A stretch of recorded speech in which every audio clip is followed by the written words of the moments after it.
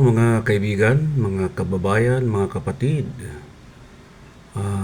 Ang topic natin ngayon ay tungkol sa how to put up your own business at iba't ibang klaseng mga organization sa negosyo.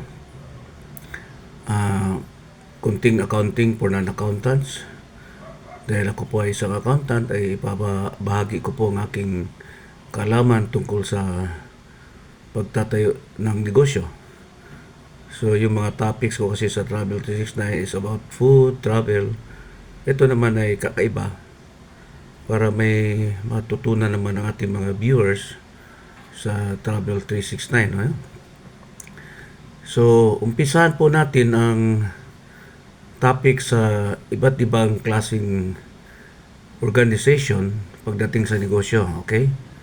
So, ang mga basic na klase na negosyo na itatayo na isang tao ay una ay yung tinatawag na single or sole proprietorship. So, ano po bang meron sa single or sole proprietorship? Ito po ay isa lang po ang may-ari. Kaya tinatawag na single or sole proprietorship. So, dito po, kapag ikaw ay nagtayo, ikaw lang ang nagdesisyon, ikaw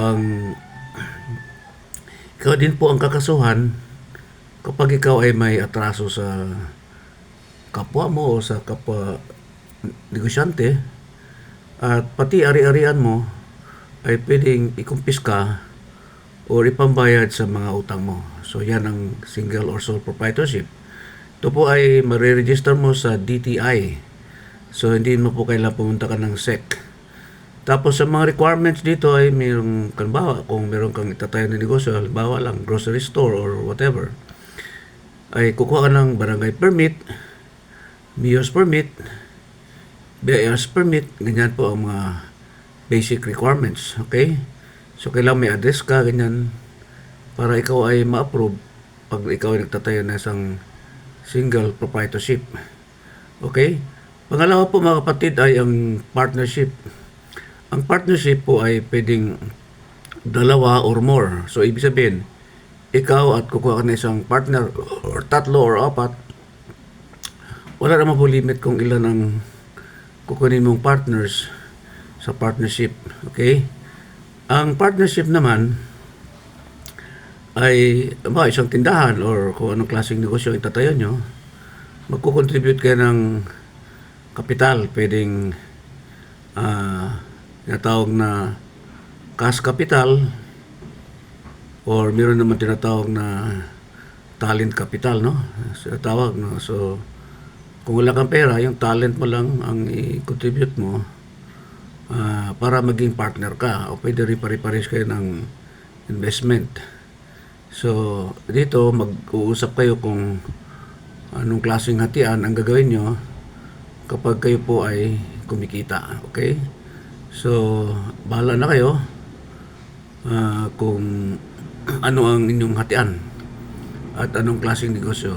So, mga requirements naman po ay pares lang po doon sa sa single proprietorship na barangay permit, mayor's permit, pero hindi na sa DTI.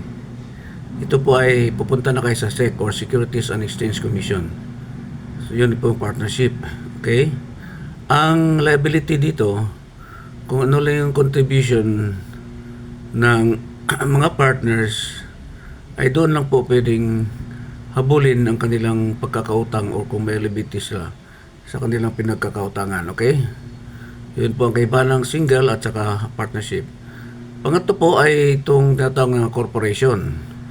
Ang corporation ay merong dalawang klase, yung OPC or one person corporation. Ikaw lang mag-isa, ikaw may corporation.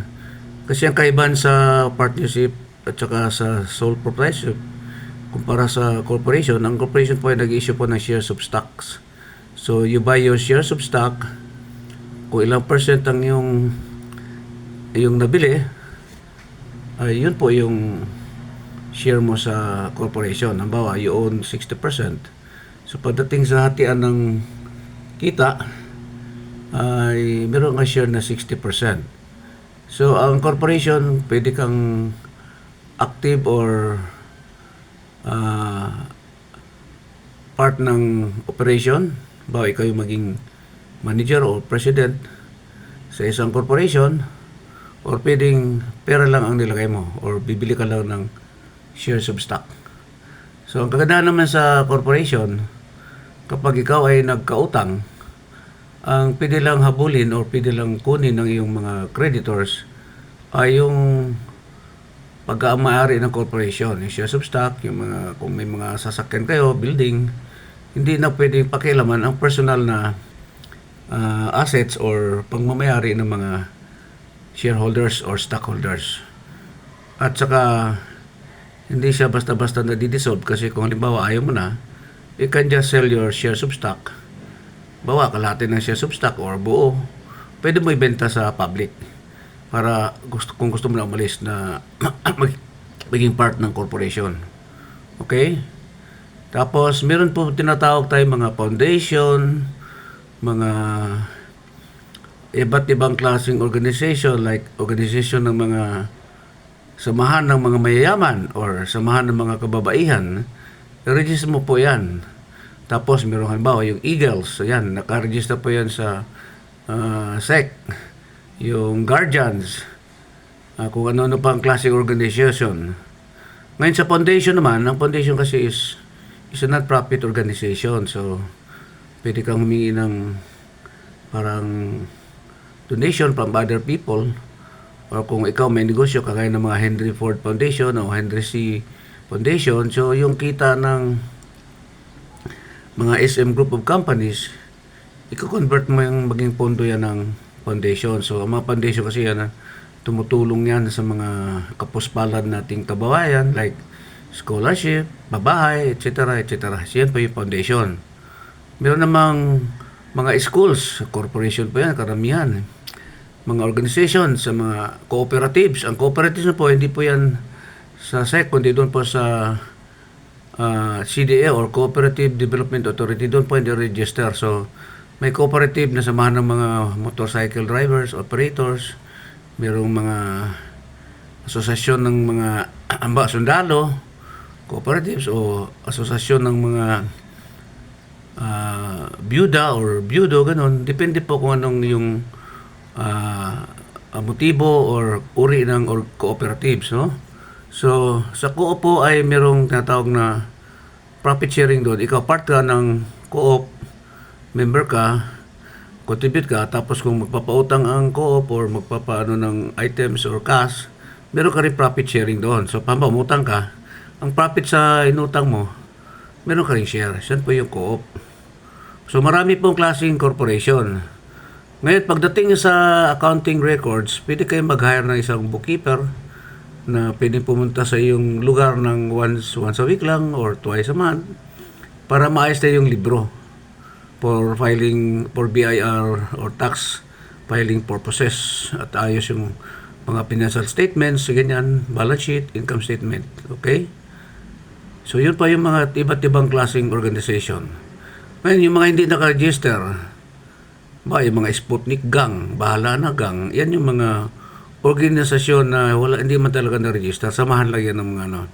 So, sinabi ko kanina, yung mga legit na pwede i-register talaga para recognize as a legitimate type of organization. Okay, siguro hanggang dito lang po muna tayo. Siguro susunod nating topic ay mag-topic tayo about accounting for non-accountants. So, ngayon ay ito lang po muna yung iba't ibang klaseng organization. Okay? So, maraming salamat po. Ito si King Prince, no? Sa Travel 369. God bless us all. To God be the glory. God is good.